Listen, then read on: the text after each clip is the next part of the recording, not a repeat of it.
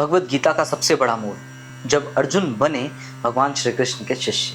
जय श्री कृष्ण साथियों, आप सभी का बहुत बहुत स्वागत है हमारे चैनल सनातन की यात्रा, जहां पिछले श्लोक में हमने देखा कि किस तरह से अर्जुन अपने ज्ञान और तर्कों के जाल में इस तरह से उलझ गए कि उन्हें जीत और हार के बीच का अंतर भी समझ में नहीं आया। आज के इस श्लोक में पूरी की पूरी भगवत गीता एक ऐतिहासिक मोड़ लेने वाली। यहाँ अर्जुन ने अपने बुद्धि और अपने अहंकार को पूरी तरह से त्याग दिया है, क्योंकि वे ये चीज तो समझ चुके हैं कि उन्हें जो रोग हुआ है उस रोग का इलाज उनके पास तो नहीं है।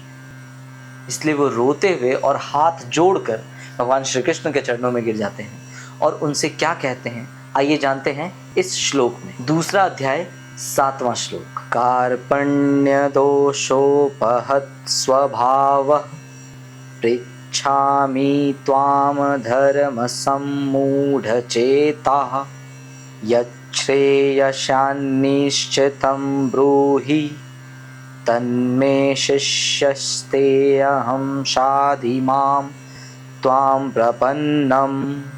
इस कायरता रूपी दोष के कारण जिसका स्वभाव ढक गया है, यानी कि नष्ट हो गया है, और धर्म के विषय में जिसका चित्त पूरी तरह भ्रमित है, ऐसा मैं आपसे पूछता हूँ कि जो मेरे लिए निश्चित रूप से कल्याणकारी हो वह मुझे बताइए।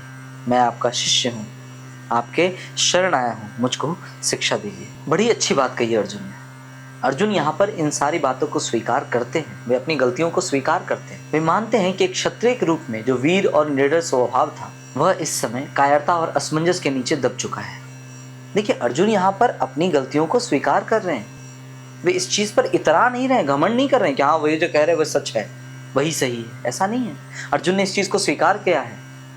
ये एक योद्धा की, ये एक सबसे बड़े योद्धा की पहचान होती है, एक सच्चे योद्धा की पहचान होती है कि अगर आपसे गलतियां हों तो आप उसे स्वीकार करें, उसके ऊपर चढ़े ना रहें।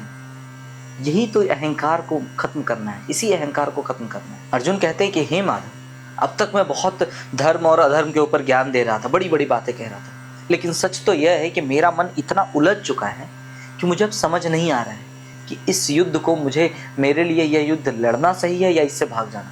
सोचिए, अर्जुन का मस्तिष्क कितना ज्यादा कंफ्यूजन में है, यानी वे कितने ज्यादा डिप्रेस्ड हो चुके हैं कि उन्हें अब समझ नहीं आ रहा कि उनके सामने क्या चीजें चल रही है और क्या हो रहा है। अब तक अर्जुन और श्री कृष्ण मित्र के पद पर थे, यानी दोनों समान थे। इसलिए मित्र, देखिए, मित्र की बात को तो टाला जा सकता है, आप उसे टाल सकते हैं, लेकिन एक गुरु की बात को नहीं। यहाँ पे अर्जुन कहते हैं शिष्य ते अहम, यानी मैं अब आपका शिष्य हूँ और आपकी शरण में आया हूँ, तो इसलिए अब आप जो कहेंगे मैं वो करूँगा। क्योंकि आप एक मित्र की वाणी को, मित्र की बातों को टाल सकते हैं, दोस्त की बात को तो हम टाल ही देते हैं, लेकिन जब हमारे गुरु हमसे कुछ कहते हैं तो फिर हम उस बात को टालते नहीं, बल्कि उसे सहज स्वीकार करते हैं और उसी को फॉलो करते हैं। यहाँ पर अर्जुन ने अपने आप को भगवान श्री कृष्ण के चरणों में पूरी तरह से सौंप दिया है और उन्होंने कह दिया है कि अब आप जो कहेंगे मैं वही करूँगा, इस पे मैं कोई सवाल नहीं करूँगा। आज के श्लोक से सीखने वाली बात है, सबसे पहली चीज़ है सरेंडर। जब भी हम जीवन के किसी बड़ी मुसीबत में फंसते हैं तो हम अपने आप को बुद्धिमान समझते हुए अपने हाथ पैर बहुत चलाते हैं और इस चक्कर में हम और ज़्यादा उलझ जाते हैं। यह श्लोक हमें सिखाता है कि जब हमारे सारे रास्ते बंद हो जाएं तो हमें अपने बुद्धि के अहंकार को छोड़ देना चाहिए और किसी सच्चे मार्गदर्शक या परमात्मा की शरण में जाना चाहिए। दूसरा है गुरु का महत्व। जब तक हम अपने जीवन के कुरुक्षेत्र में अकेले रहेंगे, अकेले लड़ेंगे, तब तक भ्रमित रहेंगे, और जैसे ही हम अपने जीवन के डोर को किसी योग्य गुरु को सौंप देते हैं तो हमारे भीतर के अंधकार जो है वो धीरे धीरे छटने लगते हैं। गुरु का कितना महत्व है। गुरु ही हमें सही रास्ता दिखाते हैं, सही रास्ते पर चलना सिखाते हैं। एक बहुत ही प्रसिद्ध पद है कि गुरु गोविंद दो खड़े काके लागू पाए, बलिहारी गुरु आपने जो गोविंद दियो बताए। यानी गुरु ने ही हमें सिखाया है। अगर गुरु हमें नहीं बताते कि वो गोविंद हैं तो हम उन्हें भी नहीं पूज पाते। इसलिए एक योग्य गुरु, एक सच्चे गुरु की तलाश हमें भी करनी चाहिए और उन्हें अपने जीवन की डोर को सौंप देना चाहिए। और तीसरा है सच्ची प्रार्थना। सच्ची प्रार्थना क्या है?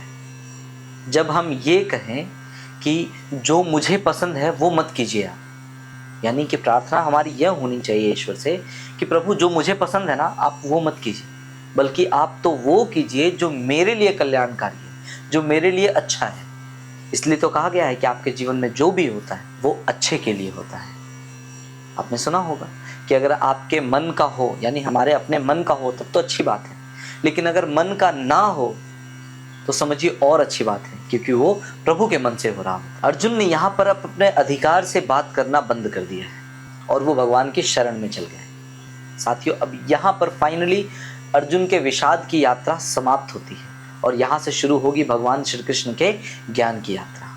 अब तक अर्जुन ने अपना विषाद रखा, अपनी सारी बातें रखी भगवान कृष्ण के सामने।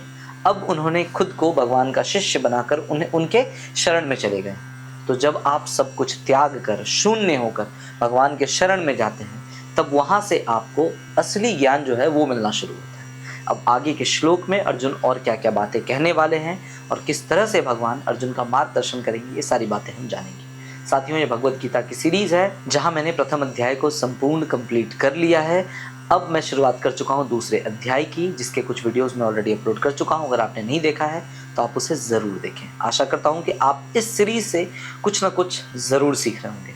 अगर आपने अभी तक मेरे पेज को फॉलो नहीं किया है या मेरे चैनल को सब्सक्राइब नहीं किया है तो उसे ज़रूर कर लें, क्योंकि इस पर मैं प्रतिदिन भगवद गीता से रिलेटेड एक वीडियो आप तक पहुंचा रहा हूं, जिससे आप अपने जीवन में उचित लाभ उठा पाएंगे। मिलते हैं आपसे एक और नए श्लोक के साथ। जय श्री कृष्ण, जय श्रीमन नारायण, जय श्री राधे।